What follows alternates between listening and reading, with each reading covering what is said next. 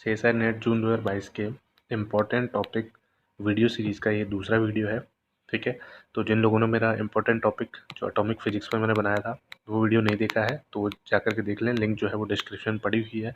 और साथ ही साथ फिजिकल साइंस का जो एग्ज़ाम लेवल है 2022 का, ठीक है, वो इस बार किस तरह का रहने वाला है, ठीक है, क्या आपका सेफ स्कोर रहने वाला है, उस पर भी मैं एक वीडियो बना चुका हूँ। जिन लोगों ने नहीं देखा है वो जाकर के लिंक डिस्क्रिप्शन में पड़ा हुआ है, आप जाकर के देख सकते हैं। चलिए शुरू करते हैं। तो इस वीडियो में हम बात करेंगे न्यूक्लियर एंड पार्टिकल फिजिक्स का जो इंपॉर्टेंट टॉपिक्स कौन कौन से हैं उन सभी की हम यहाँ पे बात करने वाले हैं। ठीक है, लेकिन उससे पहले मैं आपको एक छोटी सी बात बता दूँ। न्यूक्लियर फिजिक्स जो है वो आपके पार्ट सी में आती है और इससे भी जो है वो एटॉमिक फिजिक्स की तरह ही 3 क्वेश्चन यहाँ से आपको देखने को मिलते हैं न्यूक्लियर एंड पार्टिकल फिजिक्स से। ठीक है, पार्ट सी में वही एक क्वेश्चन जो होता है 5 मार्क्स का होता है, तो टोटल जो मार्क्स हो गए आपके 15 मार्क्स होते हैं। ओके, अब चलिए बात करते हैं इंपॉर्टेंट टॉपिक्स। आप जो स्क्रीन पर देख रहे हो वो आपका न्यूक्लियर एंड पार्टिकल फिजिक्स का सीएसआईआर के द्वारा जारी किया गया ऑफिशियल सिलेबस है। ठीक है, अब इसमें से कौन कौन से टॉपिक इंपॉर्टेंट हैं, ठीक है, जिनसे इस बार जो है वो क्वेश्चन आने की संभावना है, उन टॉपिक्स की हम बात कर लेते हैं। ठीक, सबसे पहले टॉपिक की अगर मैं बात करूं तो वो है सेमी इंपिरिकल मास फॉर्मूला। ठीक है, सेमी इंपिरिकल मास फॉर्मूला बहुत ज़्यादा इंपॉर्टेंट टॉपिक आपका यहाँ पे होता है। ठीक है, अच्छा, इससे किस किस तरह के क्वेश्चन आते हैं, देखो एक क्वेश्चन आता है जो कि बहुत ज़्यादा इंपॉर्टेंट है और हर बार मतलब आपको देखने को मिल जाता है। अधिकतर जो है ये क्वेश्चन आपको यहाँ पे देखने को मिला है। ठीक है, जिसका क्वेश्चन इस तरह से आता है, मोस्ट स्टेबल आइसोबार। ठीक है, और इसका एक पर्टिकुलर फॉर्मूला है, उस पर्टिकुलर फॉर्मूले को आप याद करके जाएँ। ठीक है, जैसे कि आप मोस्ट स्टेबल आइसोबार जो है उसको ज्ञात कर पाएंगे। ठीक है, तो एक तो क्वेश्चन आता है इस तरह से, और दूसरा सेमी इंपिरिकल मास फॉर्मूला में आपने देखा होगा कई सारी एनर्जी होती है, जैसे कि वॉल्यूम एनर्जी हो गई आपकी, ठीक है, सरफेस एनर्जी हो गई, ओके, और असिमेट्रिक एनर्जी हो गई, पेयरिंग एनर्जी हो गई या कूलम्ब एनर्जी हो गई। तो इस तरह की एनर्जी की जो डायरेक्टली मास नंबर पे डिपेंडेंसी है वो भी आपसे जो है वो पूछ सकता है कि मास नंबर पे किस एनर्जी की कितनी डिपेंडेंसी होती है।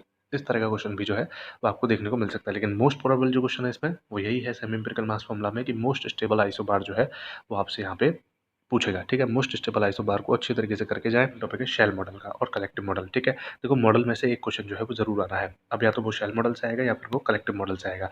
ठीक है, लेकिन अगर आपको फोकस करना है तो आपको ज़्यादा से ज़्यादा शेल मॉडल के क्वेश्चन पे फोकस करना है। ठीक है, शेल मॉडल के क्वेश्चन किस तरह से आते हैं, देखो आपसे पूछ सकता है टोटल एंगुलर मोमेंटम और पीआईटी। ठीक है, पीआईटी आपसे पूछेगा या टोटल एंगुलर मोमेंटम पूछेगा, एक क्वेश्चन इस तरह का आता है।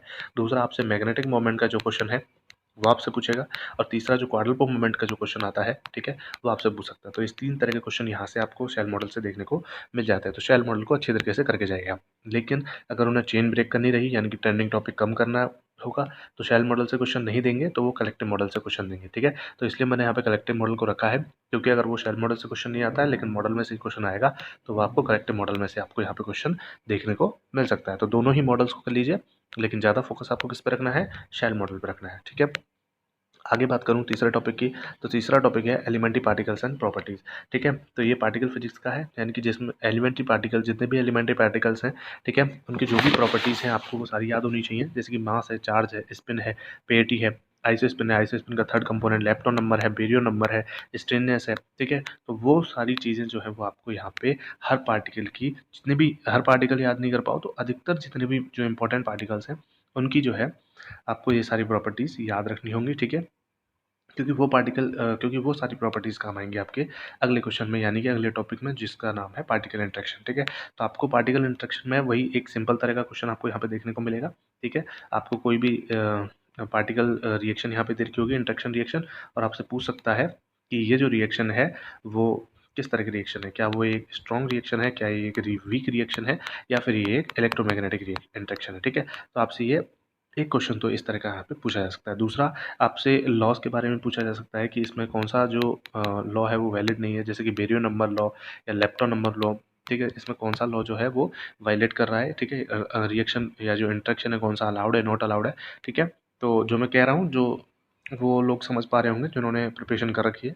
ठीक है, तो इस टॉपिक को बिल्कुल ना छोड़कर जाएं। एलिमेंट्री पार्टिकल्स और उनकी जो रिएक्शन इंटरेक्शंस होते हैं, ऐसे क्वेश्चंस को जरूर देख करके जाएं। ठीक है, अगला nuclear reaction and selection rule, ठीक है। तो इसमें एक ही तरह का क्वेश्चन आपको देखने को मिलेगा कि nuclear reaction selection rule based question आता है। न्यूक्लियर रिएक्शन देखी होगी और आपसे पूछेगा कि अलाउड रिएक्शन कौन सी है और नॉट अलाउड रिएक्शन कौन सी है, ठीक है। तो इस तरह के क्वेश्चन न्यूक्लियर रिएक्शंस पे बेस्ड जितने भी हैं वो सभी आप यहाँ पे देख करके जाएँ, ठीक है। अगला जो टॉपिक है वो है रिलेटिविस्टिक काइनेमेटिक्स, ठीक है। तो रिलेटिविस्टिक काइनेमेटिक्स जो है उसके भी आप क्वेश्चन यहाँ पे जरूर देख के जाएँ, ठीक है। आपको यहाँ पे काइनेटिक एनर्जी पूछ निकालने के लिए कहेगा, है ना, या मोमेंटम निकालने के लिए कहेगा, या फिर रिएक्शन दे रखी होगी उसमें किसी भी एक पार्टिकल का जो है मास निकालने के लिए कह सकते हैं। तो रिलेटिविस्टिक काइनेमेटिक्स में इस तरह के क्वेश्चंस को आपको जरूर यहाँ पे देख करके जाना होगा। टॉपिक है वो मतलब इंपॉर्टेंट कहे नहीं कहे, लेकिन ये बेसिक टॉपिक है, ठीक है, जो कि आपको पता होना चाहिए, ठीक है।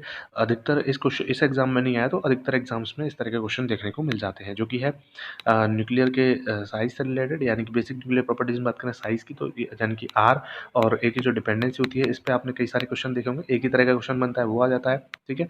या फिर न्यूक्लियर फोर्सेज जो होते हैं, न्यूक्लियर फोर्स उसकी जो डिपेंडेंसी है, ठीक है, स्पिन डिपेंडेंट है या नहीं है, और चार्ज डिपेंडेंट है या नहीं है, ठीक है, वेलोसिटी डिपेंडेंट है या नहीं है, तो कई सारे जो डिपेंडेंसी होती है इसकी वो आपको यहाँ पे, ये बेसिक है, ठीक है। तो ये जो 7वां पॉइंट मैंने आपको इसमें बताया वो बेसिक है, ये तो आपको पता ही होना चाहिए। बाकी इन 6 टॉपिक्स जो हैं इनसे आपको जो क्वेश्चन है वो आप इस बार देखने को मिल सकता है, ठीक है। मैंने आपको बता दिया है किस किस टॉपिक्स में से किस किस तरह के क्वेश्चन जो है वो आप जरूर जो है वो फोकस करें, ठीक है, वो भी मैंने आपको बता दिया है। और आपको बता दूँ कि अगले आगे जितनी भी हमारी बची हुई बुक्स हैं उनके भी इंपॉर्टेंट टॉपिक्स पे जो वीडियो है मैं लेकर के आने वाला हूँ, ठीक है। वीडियो बहुत जल्दी आएंगी, बस आप चैनल को सब्सक्राइब कर लीजिए और वीडियो को लाइक ज़रूर कर दीजिएगा। अगर कोई क्वेरी है, अगर आपको कोई भी क्वेरी पूछनी है तो आप कमेंट सेक्शन में पूछ सकते हो। Thank you for watching.